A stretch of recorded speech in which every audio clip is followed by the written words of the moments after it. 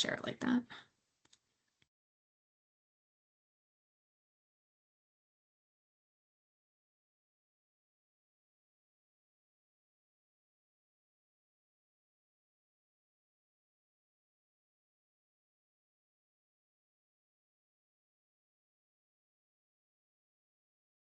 All right, I'll start admitting folks.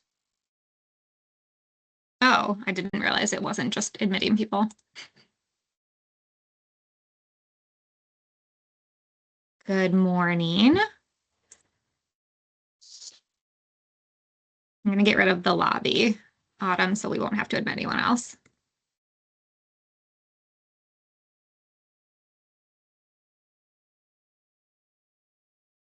Okay, good morning, everyone. We are going to give it just another minute to let people trickle in, and then we'll get started.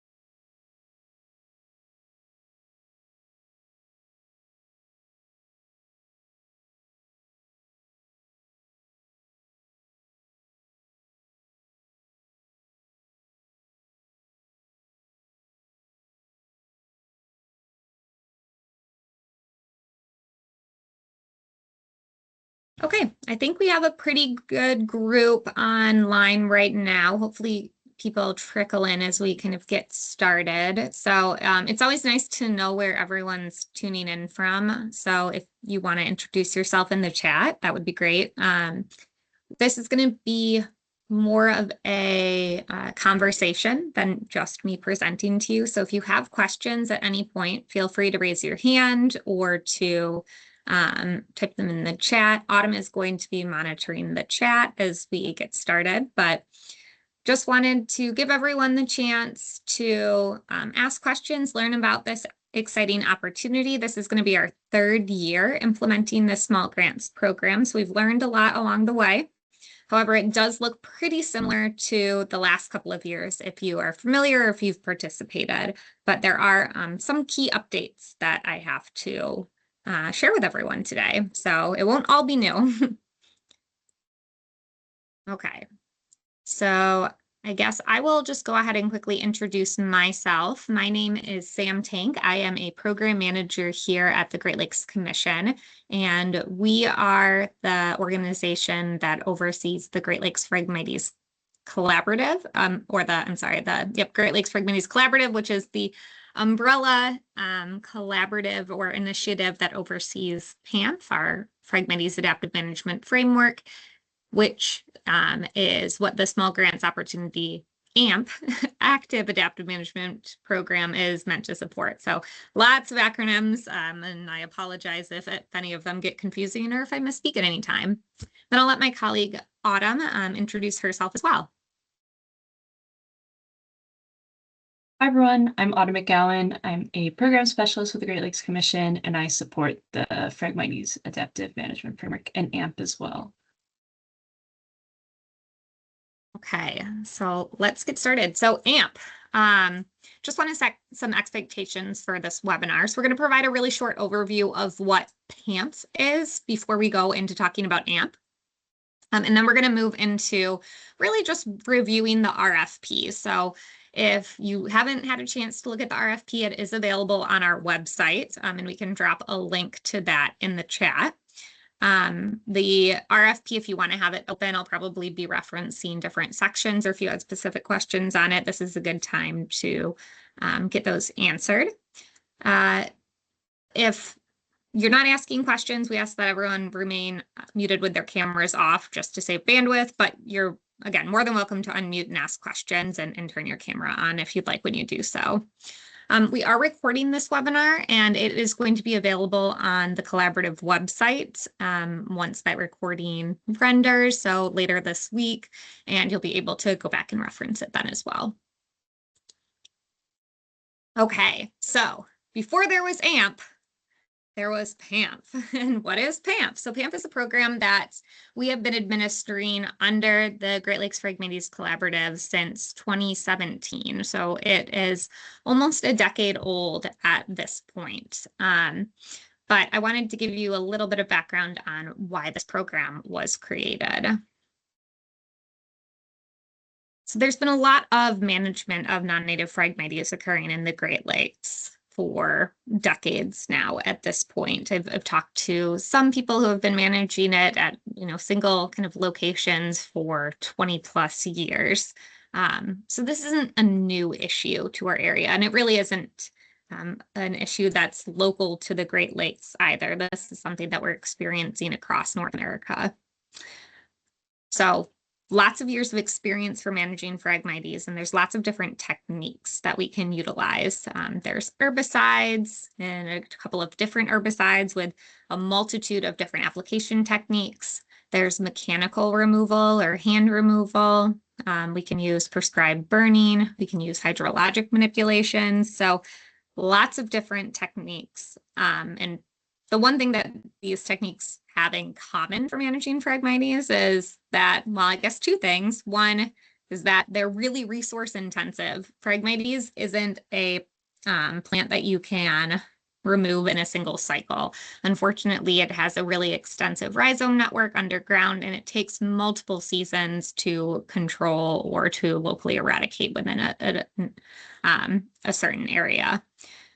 Another thing that these techniques have in common is that their effectiveness is fairly variable. We don't have, or we haven't had a lot of good information to track the effectiveness of these techniques and the efficiency of these techniques given site-specific conditions. And like I said, there's lots of different ways to implement as well, and that also changes the efficacy of the treatment outcomes. So we know that this is a big issue. We know that there's lots of ways to control it or to try to control it, but they're not always as effective as we might like. And when we do find an effective technique, the opportunities for us to share those across networks or even within our own networks is pretty limited. So there's limited knowledge sharing, or at least there was. And so what this leads to is this repetitive trial and error, resource intensive approach that makes it difficult for us to achieve our long-term and landscape level control of Phragmites. So this is when we've introduced this program, PAMF. And PAMF is not only an adaptive management program, as is suggested in its name, but it's also a collective learning program.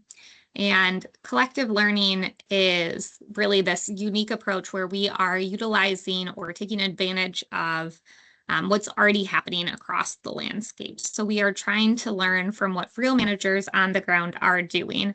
And that way we can access a more comprehensive set of data and a more on a larger scale with more variables than we would be able to implement if we were to try to do just experimental control ourselves.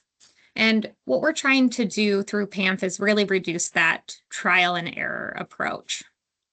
So PAMF consolidates management data that's submitted by participants, so by managers at all different levels, from individuals who are just trying to manage frag within their backyards, along their ponds, to federal agencies who are participating in a Phragmites management program under their agency. So data is collected from participants across the Great Lakes, and then it is then utilized and returned to provide data-driven and site-specific guidance back to those participants. So there's kind of a couple benefits of participating in PAMF. The first benefit is that you get to participate in this collective learning where you are actually taking your efforts and stretching them even a little bit further because you're contributing data to this regional model.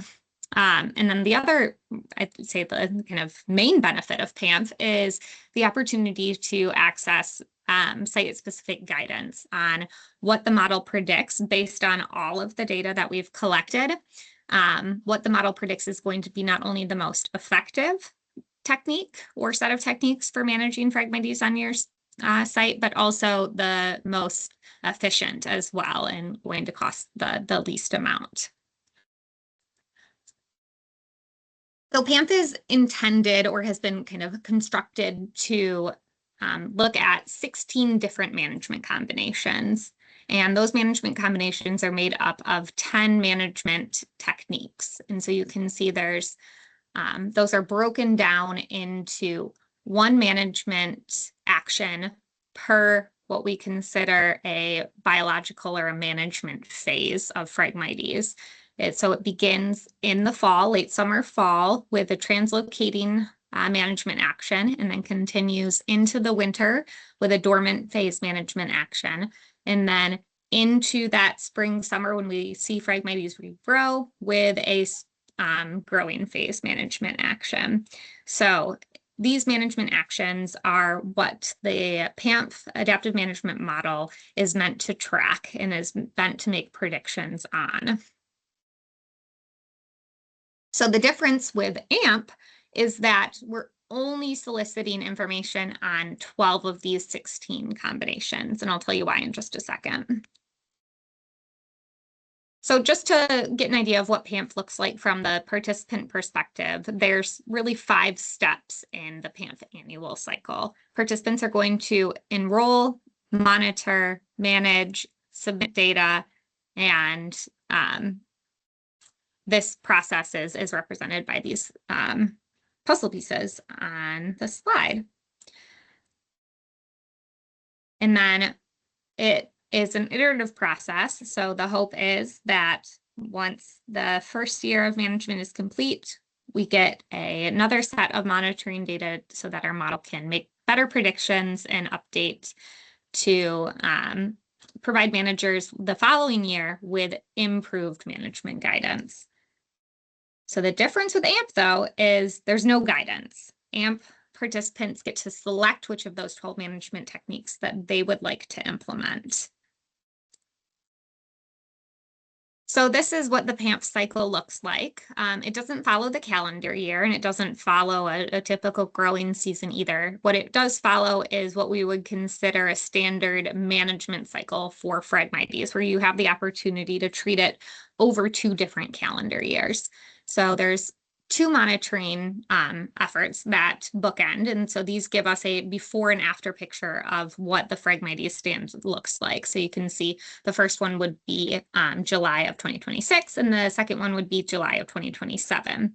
Then there are 3 management phases, and they're not equal amount of time. The dormant phase it encompasses the most months. And that's the time when Phragmites is no longer growing. So we're actually just kind of getting into the growing phase, at least in this part of the basin right now, where we're starting to see growth. But there'll be a management action and a management report for each of these phases. And in all, there's 5 reports, which are 2 monitoring reports and 3 management reports that are submitted to complete the kind of data set. And all of that information goes into our model annually. And so I want to give you just an idea of what that model looks like. So what the model is really doing is it's making predictions on what management technique is likely to be the most effective and efficient to reduce for the kind of maximum reduction of Phragmites at your site. And the model started out with solicited expert opinion, and each year it continues to learn and refine. And so for this year, our model is based on the output from last year. So our prior model is what we start with. And then we get inputs of data packages, which include, again, those 2 monitoring reports and the 3 management reports. Each of those are a single data package. And then the model is able to, once again, learn, update, refine. And now we have an updated model that will then next year serve as next year's prior. So we're not only interested in what's going to be the most effective, but we also do want to take into account cost as well, and a satisfaction measure. So that is going to be included, and the model is then going to be optimized. And then the output of all of that is management guidance that gets delivered to each of our PAMF, not AMP participants. And this is, like I said, this year's updated model will be next year's prior, and the process continues all over again. And really what we're trying to do with PAMF is we're trying to get from this point where management guidance is just informed by expert opinion to a place where we can actually learn from what's happening on the landscape and get to a place where management guidance is actually informed by research, by science, by field data. And so as we gather more participant data, we'll reduce the overall management uncertainty and have a better idea of what is really going to be effective given site-specific conditions, which ultimately will lead to more established best management practices for Great Lakes managers. So that is my quick overview of what PAMF is. I'll just pause really quickly to see if there's any questions before I get into the funding opportunity specifically.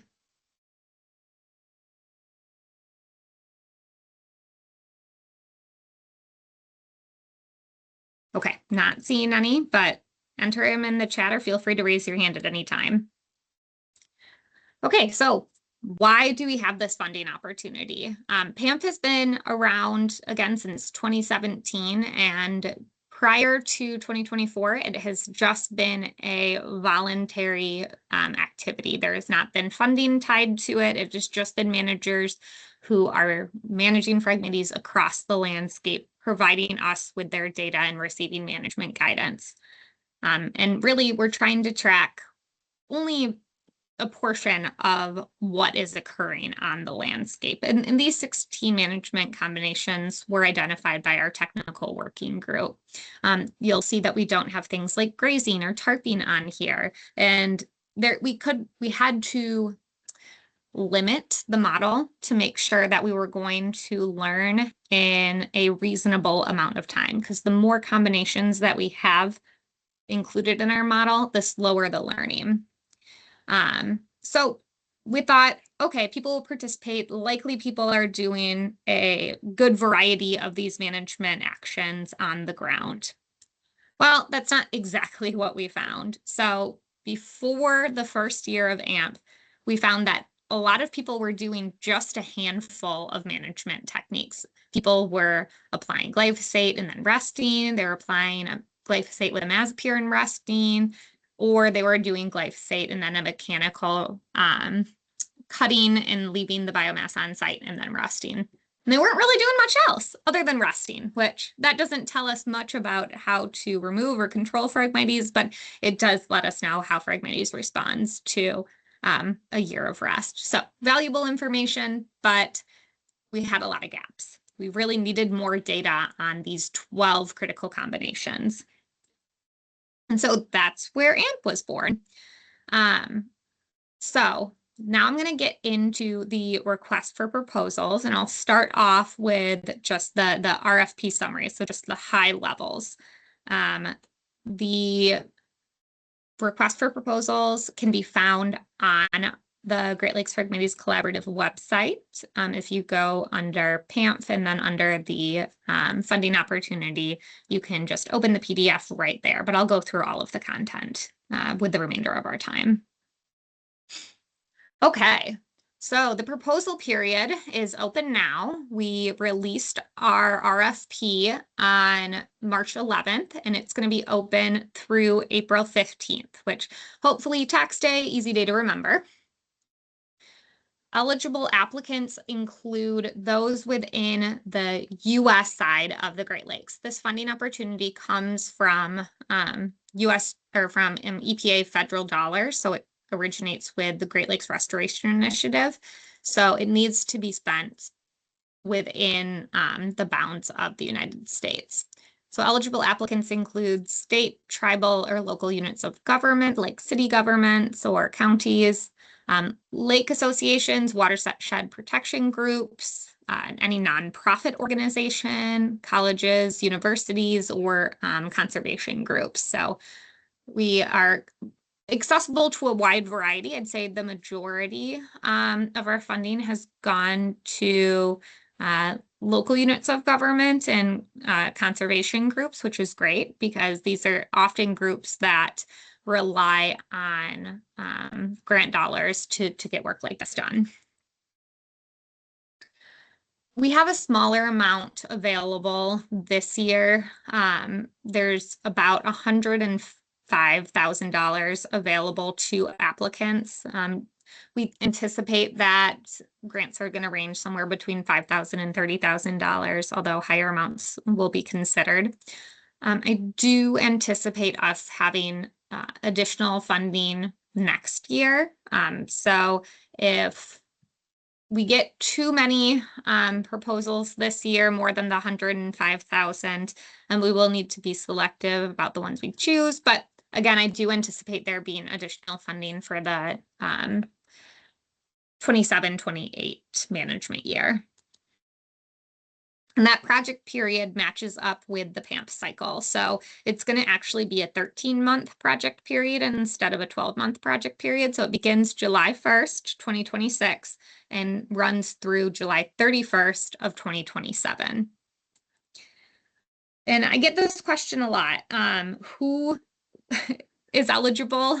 Because it really should be the Great Lakes Basin because it is this Great Lakes Restoration Initiative funding.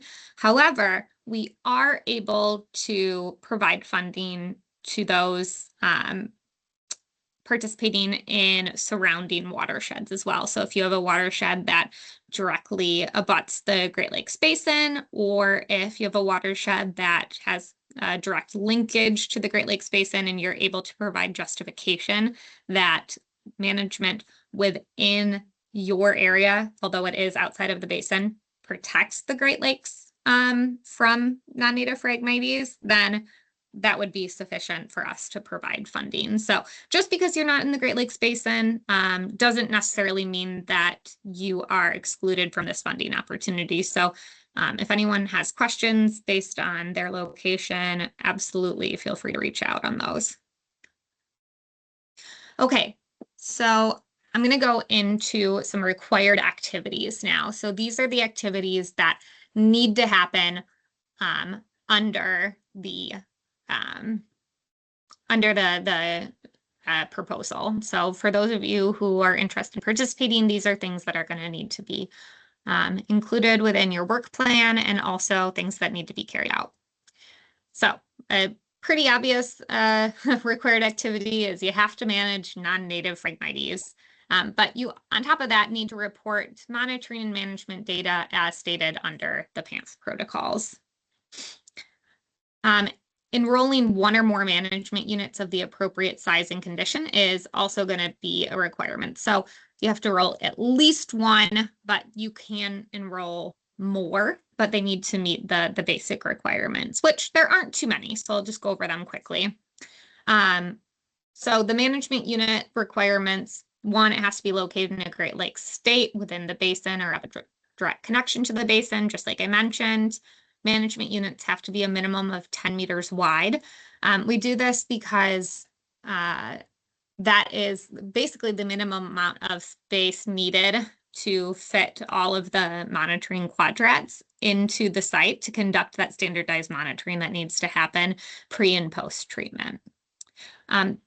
There's only one combination can be implemented at each site. So what that means is if you select glyphosate plus imazapyr, remove biomass and rest, the entirety of that site has to be managed in one uniform way under that combination. So you can't do just glyphosate on half of the site and glyphosate plus on the other half. If that's something that you wanted to do, well, then you would need to enroll those as two separate management units, which is allowed, but you would need to take that into consideration when you're defining what areas you're going to manage and how you're going to manage them.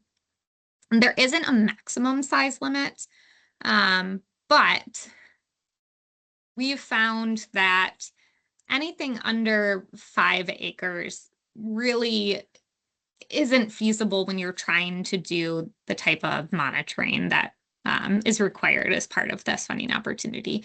So if you have a site that's a lot larger than 5 acres, well, we would consider, or we would recommend that you consider enrolling that into kind of multiple separate units.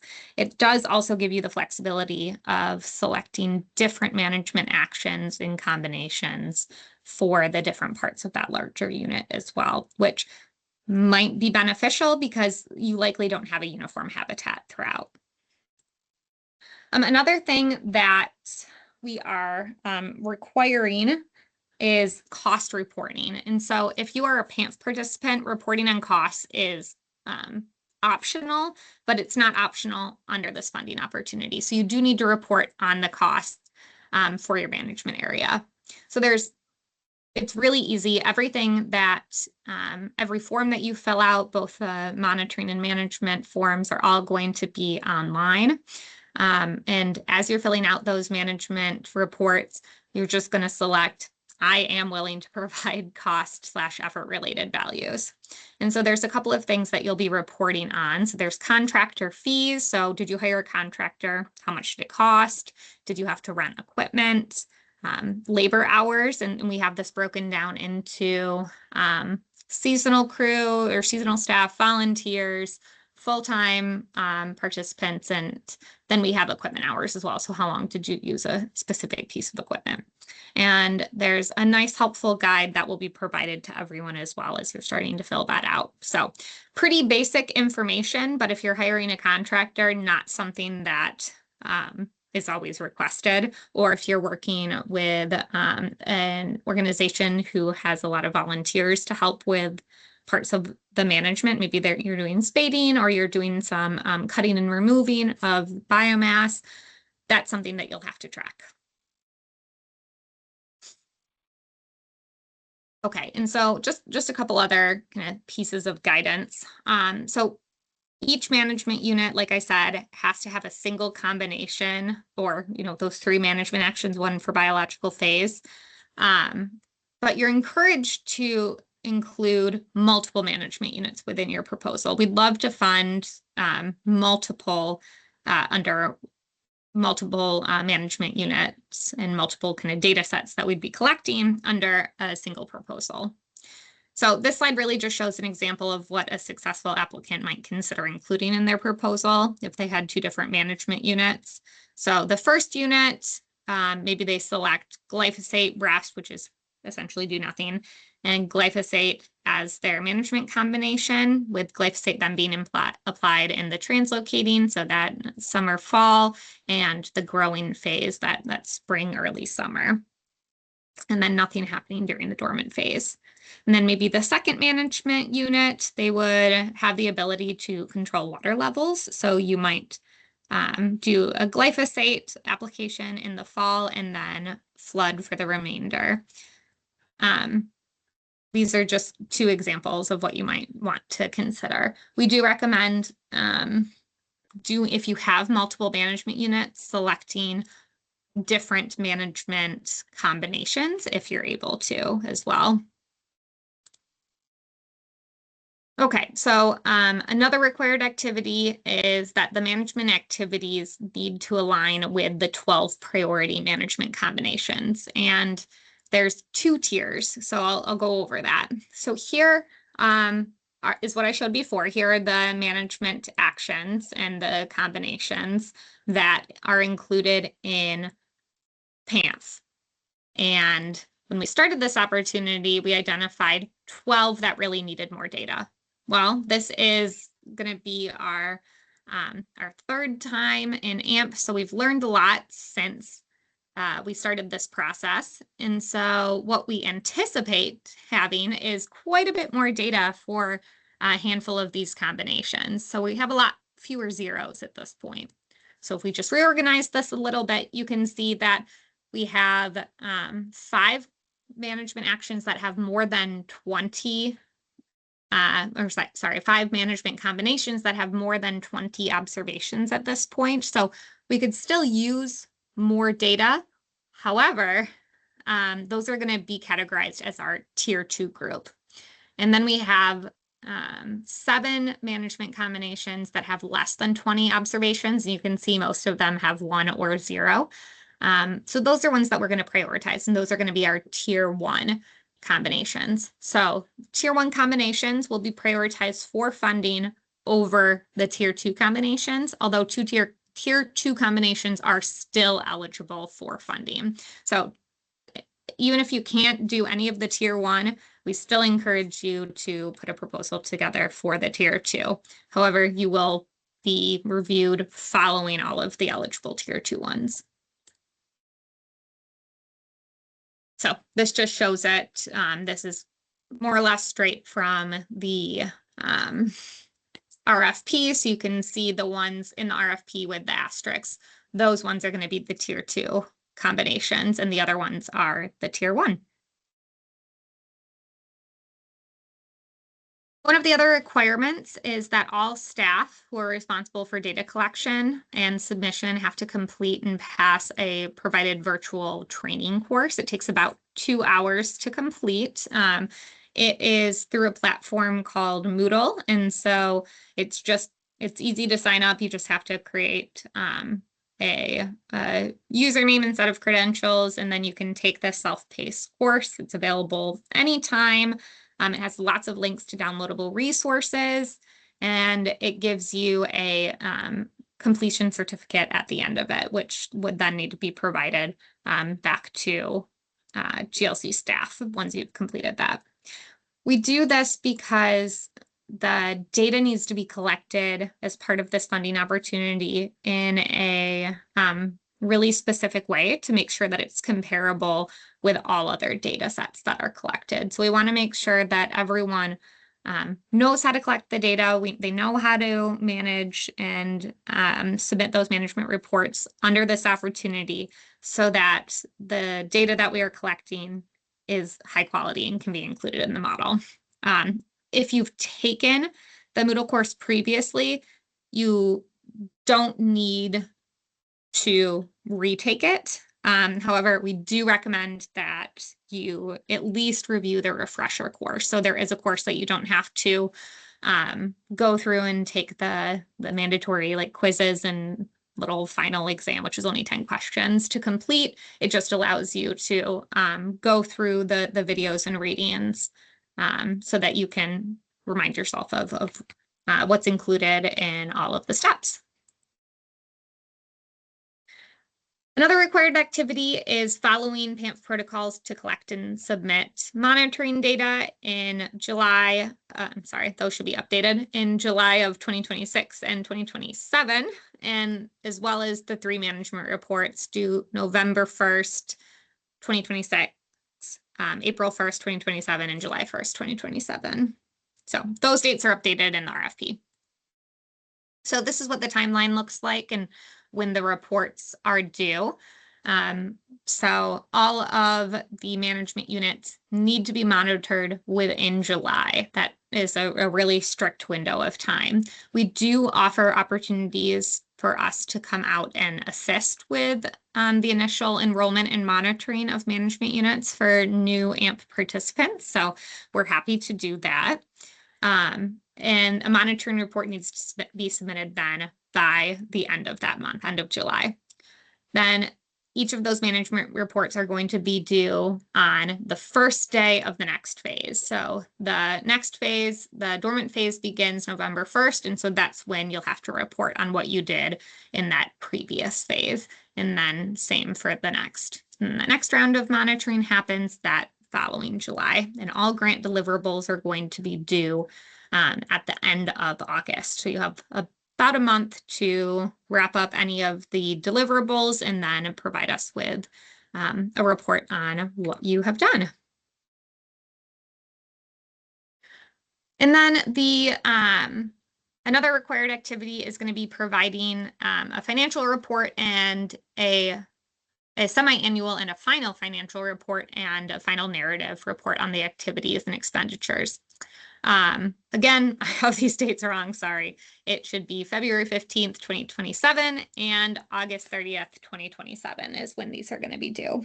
There are really helpful templates that we've put together. So it's mostly kind of a plug and play for both the financial narrative or the financial report and the narrative report on your activities. So pretty easy to fill out. We just ask for that semi-annual financial report so we can make sure everyone's on track and we don't have to make any grant adjustments. And then the final financial report has that accompanying narrative. Another required activity, and this happens actually prior to us fully executing the agreement or grant between the GLC and your organization, is participation in genetic testing. So this opportunity, PAMF, is meant to learn about how non-native Phragmites, so Phragmites australis, subspecies australis, is responding to the set of 12 management techniques combinations. So we don't want to be treating any native Phragmites. So we require a genetic sample, which is just a leaf, to be mailed to Oakland University in Southeast Michigan. And this is all covered under the grant, so it's not something that you have to pay for. It's just something that you have to actually go and collect the sample and mail it in following the protocols.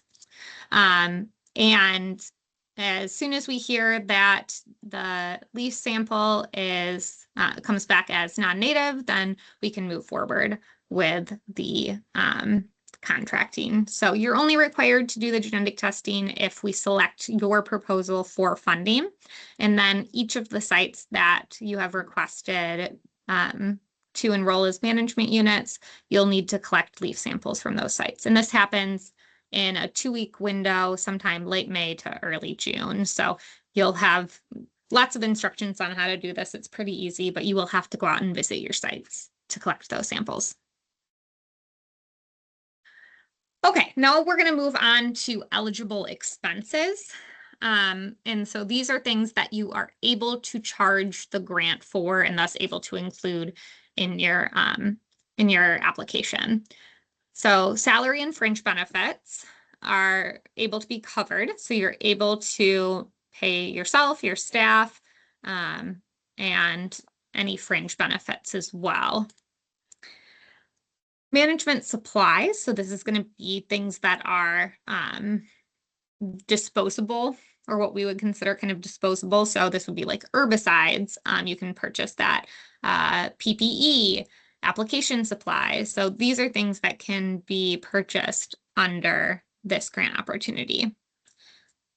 You cannot rent or you cannot purchase equipment, and I'll talk about that in a second, but you are able to rent equipment under this opportunity.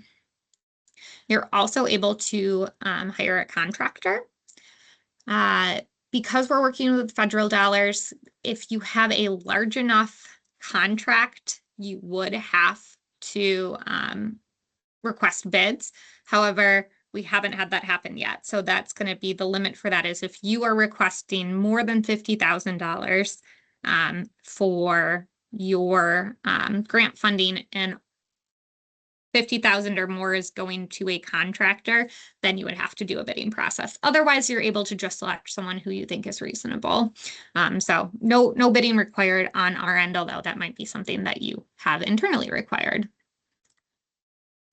Travel to management units to an extent. So if you are, if your management unit is decently far away and you need to travel to and forth for the monitoring activities, you're able to charge that limited travel to the grant.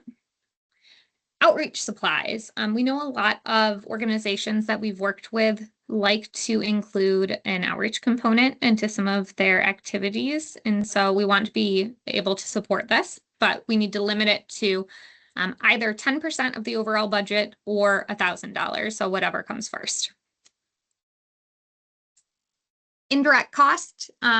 We do limit indirect costs. So even if you have an approved NCRA or negotiated indirect rate agreement, then the maximum you can charge is 25% of salary and fringe benefits. If you do not have an approved NCRA, then you're able to charge up to 15%. And there's more details on that within the RFP. Okay, now I'll move on to non-eligible expenses. So these are things that you are not able to charge under this funding opportunity. The first, implementation of management combinations not included in the RFP. So any outside of those 12 are not able to be funded.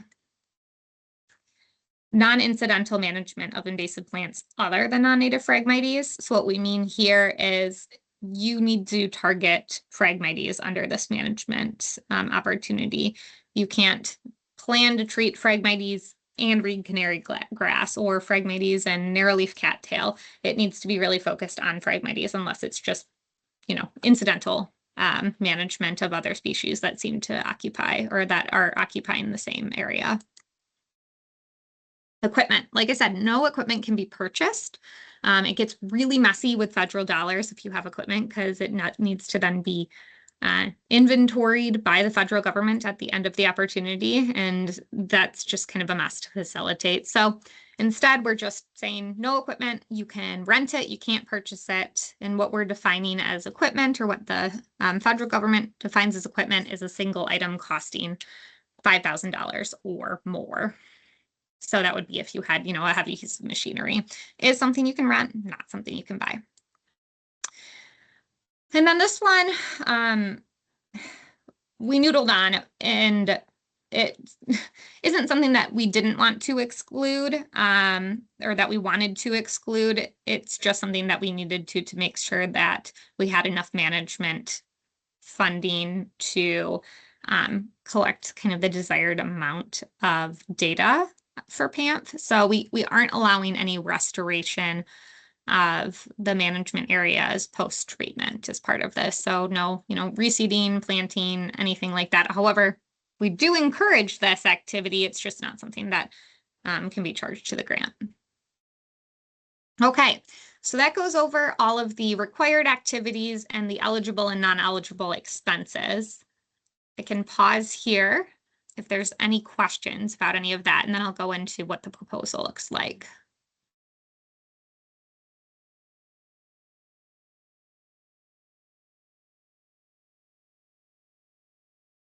Okay, we'll keep moving then. Okay, proposal format, like I said, there is going to be a template that you can follow for basically everything. So all of the reporting has a template, but the proposal itself, there's also a template that you can follow. It's a Word document where it has kind of a description of what should go under each category that you can just delete and then enter in your own narrative. So the first part is going to be a project title and an abstract. And so there's going to be just a brief description, a descriptive title for the proposed project, which includes the state or tribal lands where the project is going to take place, and a 1-paragraph abstract summarizing the proposal. And that includes the number of management units and the priority management combinations that are selected. So which of those 12 are you going to be including? Sam, we've got one question. Oh, yeah, go ahead. Can a site receive funding if it has had previous years of treatment, or are untreated sites preferred? Great question. Yep. So no preference on our end, as long as there is established Phragmites. It's kind of nice for us to have a mix of previously treated and untreated sites. And so we encourage both to be submitted. So if you have some sites that you're trying to continue management on, definitely encourage you to go ahead and consider submitting those for this opportunity, or you can go ahead and start fresh. But good question. Any others, Autumn? Not yet. Okay, great. Okay, so applicant information and background. So we want to get first some name, address, contact information for the primary contact. There can be a secondary contact. I know a lot of times there's going to be kind of the main project implementer, and then there's going to be the main contact for contracting. And so that's okay if there's two, but at least one primary contact. We want name, phone number, email address. The background is going to be just a brief description of the applicant. So the type of organization, if you're a nonprofit, things like that. Statement of qualification is where you're going to summarize your professional experience as it relates to the general selection criteria listed. So this could be your experience managing invasive species. It could be your experience managing grants. So what makes you qualified to implement this work plan that you're going to outline next? So the work plan should explain how the project is going to align with the goals and protocols of PAMF, and specifically which priority management combinations that are going to be used to manage Phragmites at each of the areas if you have more than one management unit. And then also specify the willingness for participation in, I guess, whatever management action that you're going to implement, and then provide some details on how that's going to happen. So is it going to be done in-house? Are you going to hire a contractor? And so just outline that process. We also want to know the project location. And so this can be, honestly, it can be just you go through and you outline an area on Google Maps, or you actually have the GPX file available. So you can provide, a GPX file, or you can provide just a satellite map where you've gone and you've traced the area that you want to manage. But some of the things that we do want to know are going to be the size of your management units. So, how many acres are included in there, and then a GPS location for the central point. A brief section on project outcomes, which describes the outcomes of your proposed project and the broader connection to land use management or restoration goals. So kind of how is this playing a larger part in the work that you do? Permits and land use approval. So this is something that we want to make sure that we have right off the bat. So this is going to be written documentation of landowner approval or any required land use permits. So if you're, a conservancy and you're doing work on private lands, we want to make sure that we have the permission before we move into contracting from those landowners that you are able to manage Phragmites with the selected management actions on the site. And there might be cases where the management actions require permits themselves. So that's something that you would want to include.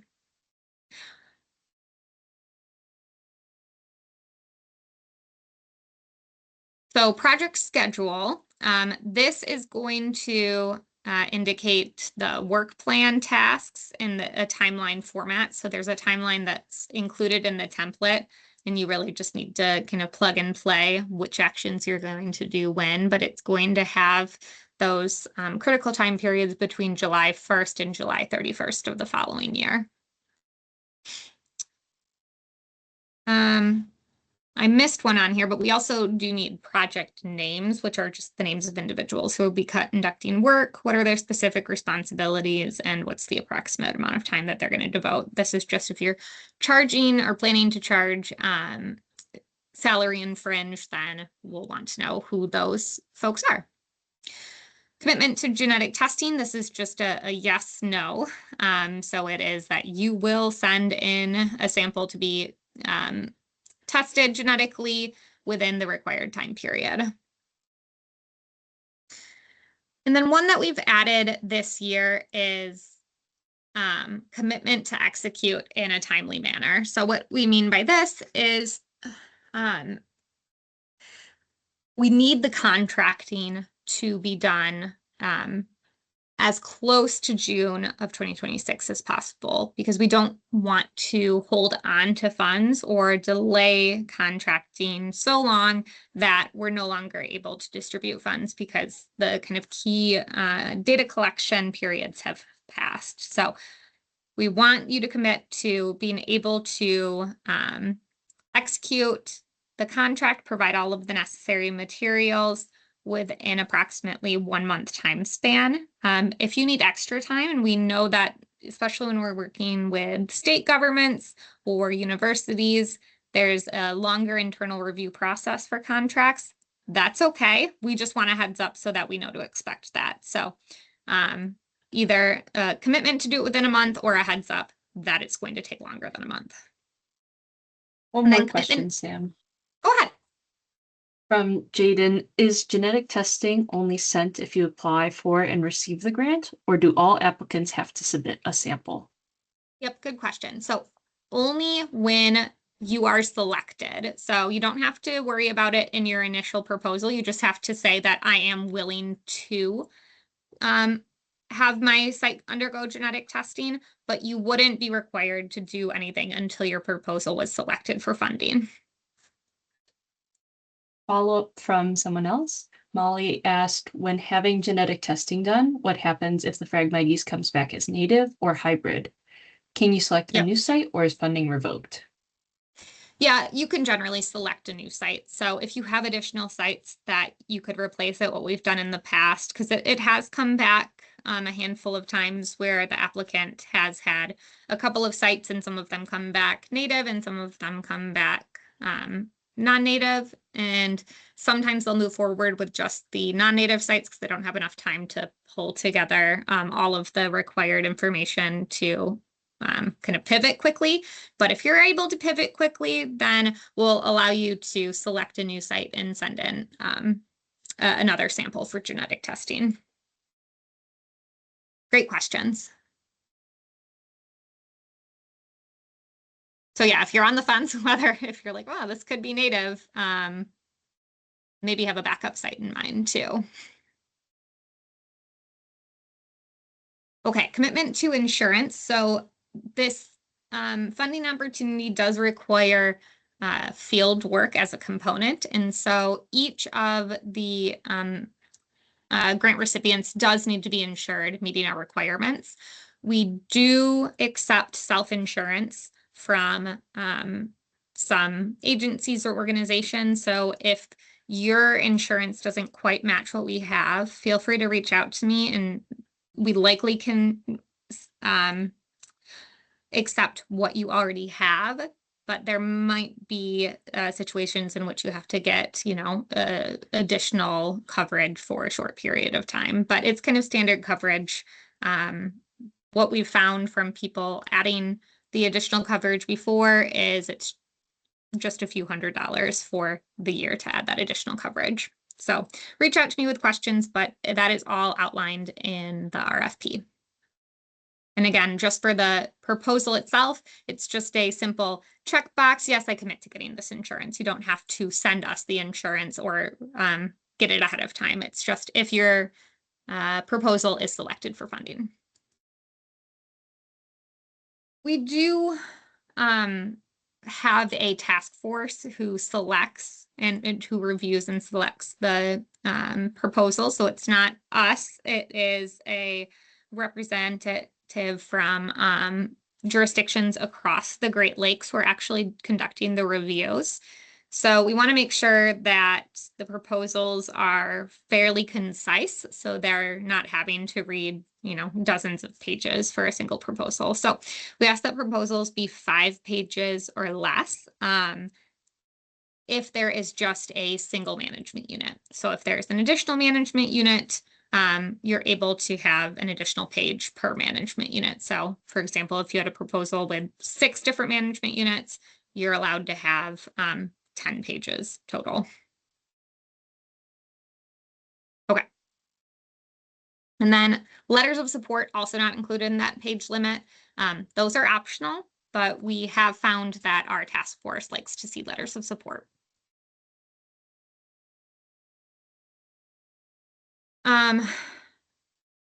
Just a little bit more on insurance. Applicants don't have to require insurance prior to being selected to funding, like I said, but you just have to indicate that you are able to acquire it if you are selected. So those are conversations that we've found are really good to have internally and to give those who are doing finance for your organization a heads up so that they can, decide if that's something that you already meet the requirements or if there's adjustments that need to be made. Just want to kind of come back to this executing contract in a timely manner. Again, it's just 1 month of receipt of contract from the GLC or giving us a heads up if there's going to be a longer internal review, just so we know. Okay.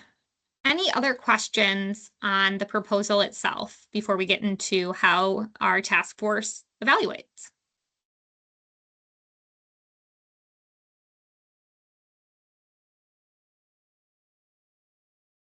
Okay, super. Like I said, we have a task force, and they're really just a diverse group of Phragmites management experts from across the Great Lakes Basin. There's state and tribal representatives, local conservation representatives who we think are a good set of individuals who can objectively evaluate proposals.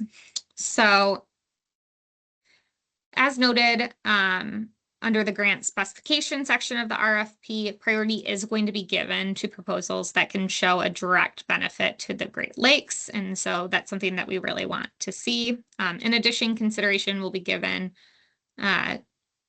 to individuals who are benefiting as many sites as possible. So the total number of management units included in the proposal, you're going to get a higher priority if you have more management units included. But we're not saying, you know, go out and select 20 for management. We generally have between 1 and probably 10 management units that are included in most proposals, with most of them probably being around 4 or 5 management units per proposal.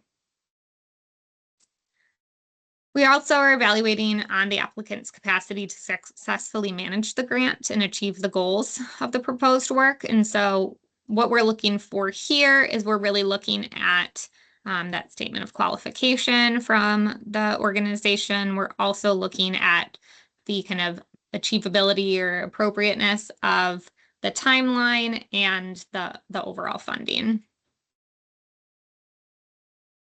Also looking at the applicant's commitment to managing non-native Phragmites through the priority management combinations, where priority is going to be given to proposals implementing those set of 7 or one of the 7 tier 1 combinations. Lots of the proposals we receive are going to have both tier 1 and tier 2 combinations, which is totally fine. But if you have at least one tier 1 combination in there, you'll be given an extra level of priority for funding. And like I mentioned, the reasonableness, necessity, eligibility of costs for the proposed budget and the level of work, we just want to make sure that those are all aligned. We try to make the proposal process as painless as possible. We recognize that a lot of those who apply for this opportunity don't necessarily acquire federal funds that frequently, and so maybe aren't that familiar with this proposal process, which is totally fine. We don't want that to be a deterrent. So we've created all of these different templates for you to use that we are available at any time to answer questions. You can, email me, call me. My number and my email are included in the RFP. And we also will come back to you if your proposal doesn't meet the basic requirements and give you opportunities to modify that. And so that's why we do have kind of a long timeline for that selection process. So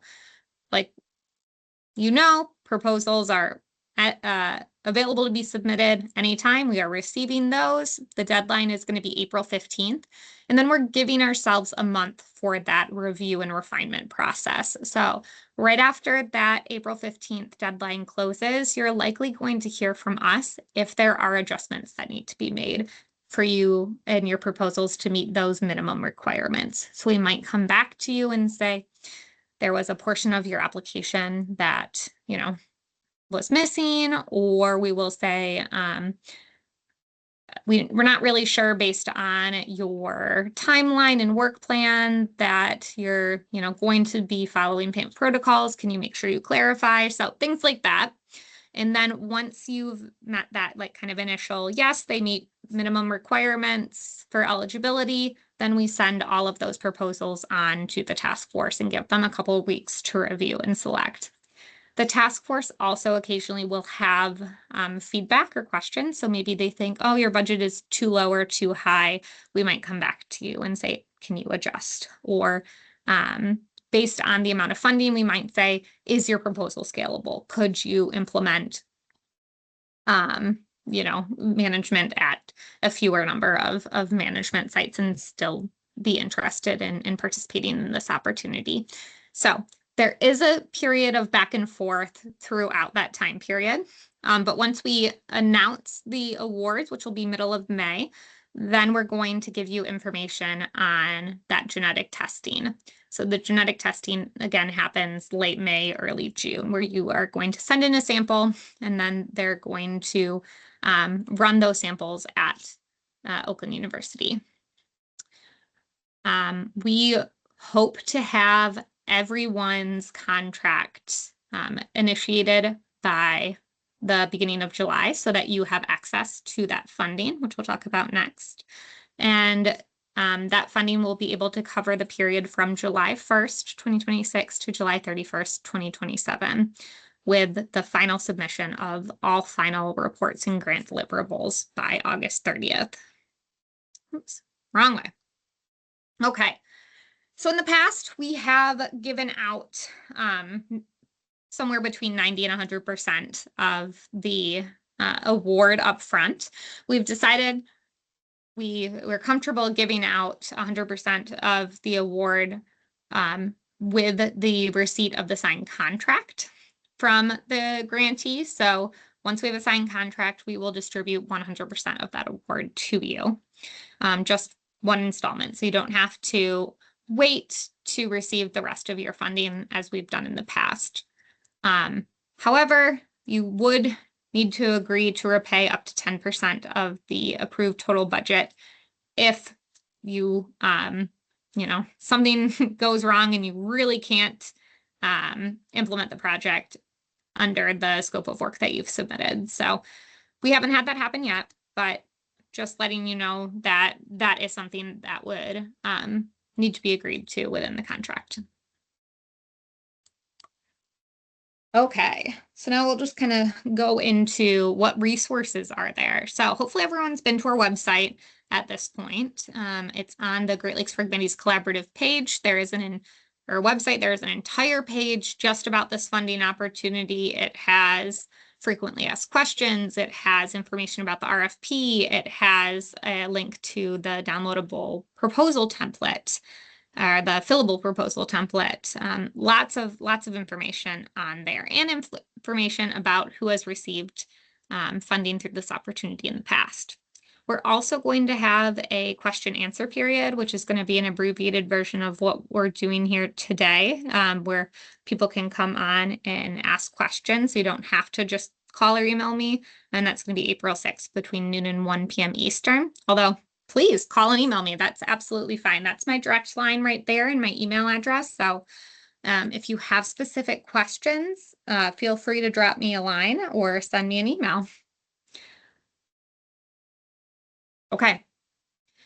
Some of the things that we can help you with. So I just want to make this really clear because I think people feel like they shouldn't reach out, but we want to help you because, like I said, we're going to go back and forth anyways during that proposal review period. So if there are things that you are uncertain about on the front end, we'd love to help you with them now. So some of the things are, guidance on management unit size and location. I think if you've never participated in PAMF before, it can be a little bit intimidating to have to determine what your management unit areas look like, how many you want to include, where they should be. So if you have questions, just reach out. Project scoping as well.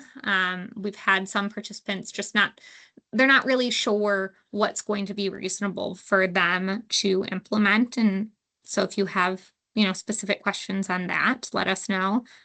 It does help to be familiar with the PAMF protocol since you are going to have to work through this opportunity implementing those specific protocols. So there's lots of information on that as well. But if you have questions, reach out. You're more than welcome to take the Moodle training course or look at the Moodle course now before you even submit your proposal to figure out all of what is exactly included in that. That's available to anyone, anytime. And then funding requirements. If you have any questions on the eligibility of funding activities or what should and shouldn't be included, let me know. So again, trying to make this as accessible as possible to anyone who is interested and eligible to receive funding under this opportunity. So lots of resources available, and that's all that we have presentation-wise today, but we do have the rest of the time for any other specific questions that folks have.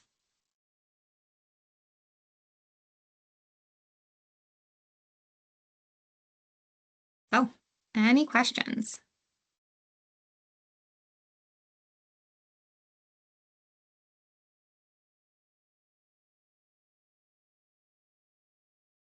Yeah, Sam, go ahead. Nice to see ya. Good to see you, Sam.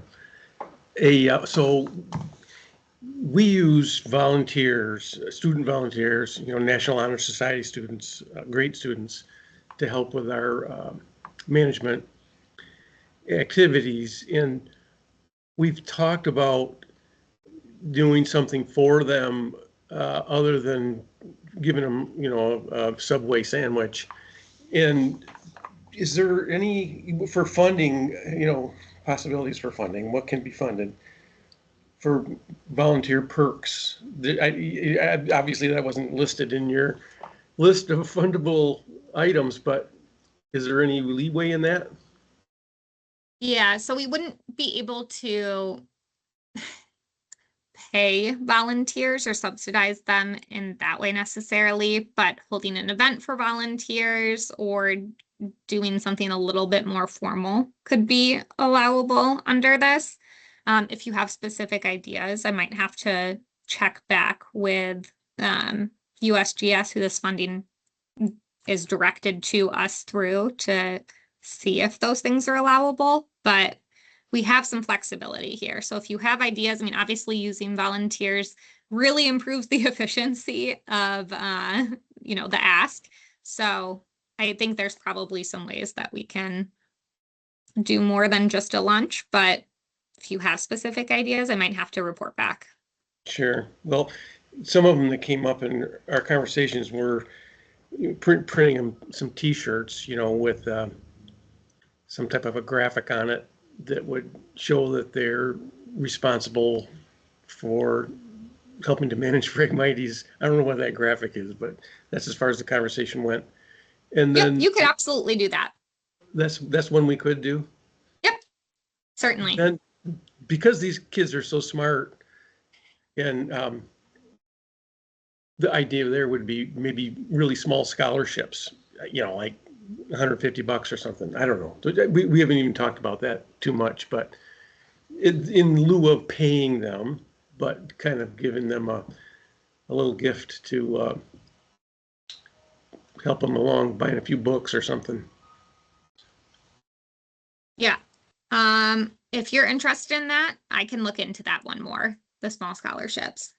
Yeah, I mean, because quite honestly, our area is so small, and we have a pretty efficient group handling it, managing it, that our costs are less than $5,000. So we're kind of under the $5,000 requirement. I don't see that as a hard line requirement, but we're no, that's just the general range that people Yeah. tend to fall in. There's definitely some that are under. But if we could spring loose another couple thousand to give these kids a little scholarship, that would be kind of fun. Okay, I will look into that and report back, Sam. Thank you. Okay, thank you. Other questions do folks have?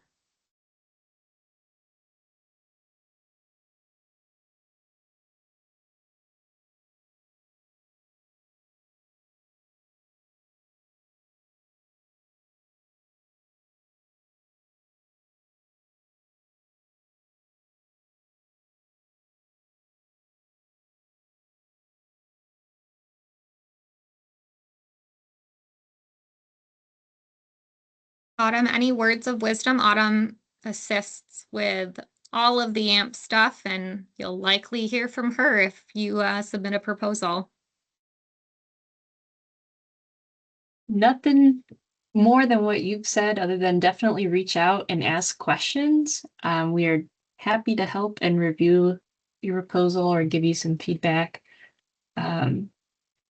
Include as much detail as possible that you know ahead of time.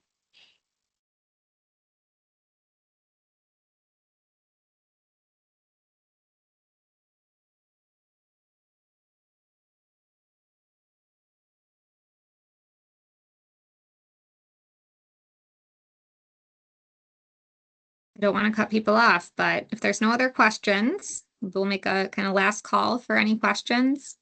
No question too small.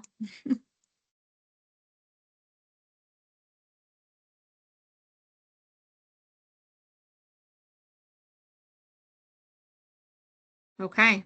Well, if you need any more information, start with the website. I put the kind of direct bit.ly link up there, but I know that Autumn has put it a couple of times into the chat. So go ahead, start with the website, take a look at the request for proposals. Again, that deadline is going to be April 15th, and reach out with any questions ahead of time. We're here standing by, ready to help you when you're drafting of proposals. And again, there is, if you do come up with questions, before the deadline, Monday, April 6th, from noon to 1 p.m. Eastern is going to be our question and answer period that you can also sign up for in a similar way to this informational webinar. So thanks everyone for attending today, and we hope to see proposals from you.